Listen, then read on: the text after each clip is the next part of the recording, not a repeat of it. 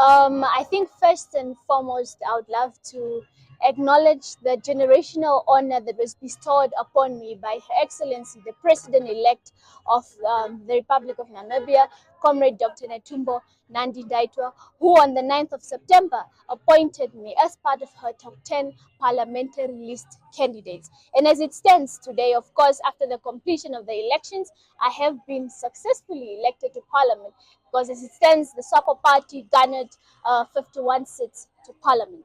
However, my message to the young people, it is to say that we are very much capable and we are able to represent other young people once given the chance to do so. And most importantly, as young people, we should not be ceremonial leaders. Because as a young person myself, I have seen firsthand of the challenges that we face within our generation. And it is very important that we find ways to mitigate these challenges so that young people are able to live and thrive in a Republic of Namibia. My focal points, that is in terms of me assuming parliament come next year. I think most importantly, the biggest challenge of young people, I'm a young person myself, unemployment remains a crisis in this country. And I think like we've been hearing throughout the campaign message of the SWAPO party, we have made commitments to ensure that we address this challenge. And by that, we mean that we have an allocation of 85.7 billion that is aimed at creating opportunities, that are aimed at creating employment for our young people. So most importantly, it's basically just to ensure that our policies are flexible in order to accommodate and address the issue of unemployment. Do you have an idea on which ministry or which field you're actually going also to serve as an MP, or maybe if you are going to join as well the next government? It is not within my capacity to comment on that. Therefore, it is to the discretion of the president-elect to see where she sees me best fit. So I can't comment on where she sees me best fit. It is her authority, and I can't dictate on it.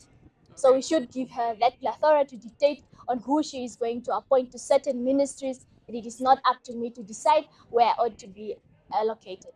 Oh, okay. And I think my other question also, like you being one of also the youngest, and with the youngest elected as well, do you think like in Namibia do we have? Do you think that you are also like at the age where you are and your capability and the experience that you have? Do you think that you are able and capable as well?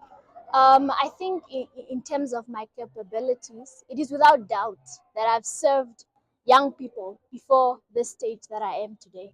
I've served in various structures, and I can name it, but that would be a lengthy process. However, it is with great assurance that I can assure young people that I am ready to serve my fellow young people. And my capability will be, of course, underscored by the contributions that I'm going to bring forth in order to ensure that young people are fully represented. So it is up to young people to join me in this generational call and ensure that we stand together as young people and not necessarily always be the biggest critique of ourselves, but also critique constructively and also be able to contribute. Go to the fellow young people and say, look, let us do this. Don't you feel this is a better way to approach and address this challenge? I'm always ready to listen to fellow young people. Myself, I've been listened to. So I should be able to accord other young people the same chance to listen because I know how it feels to be listened to.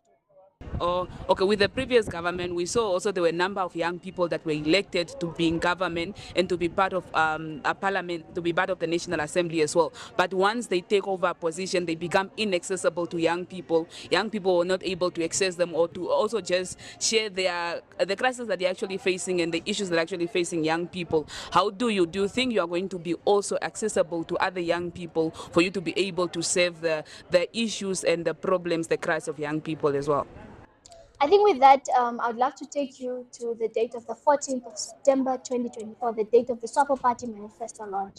Her Excellency, the President-elect, Dr. Netumbo Nandi-Ndaitwah, clearly alluded that there is a youthful crop of young people going to Parliament. But alongside those are committed, um, well-established people that are going to ensure that they monitor these young people. So it's an intergenerational leadership type of case. And it is, of course, recognizable that before me, there have been other young people who have been appointed and equally been serving within the leadership of the SWAPO party and over to the parliament and in order to represent young people. But the question of accessibility, I think accessibility is of paramount importance as far as leadership is concerned.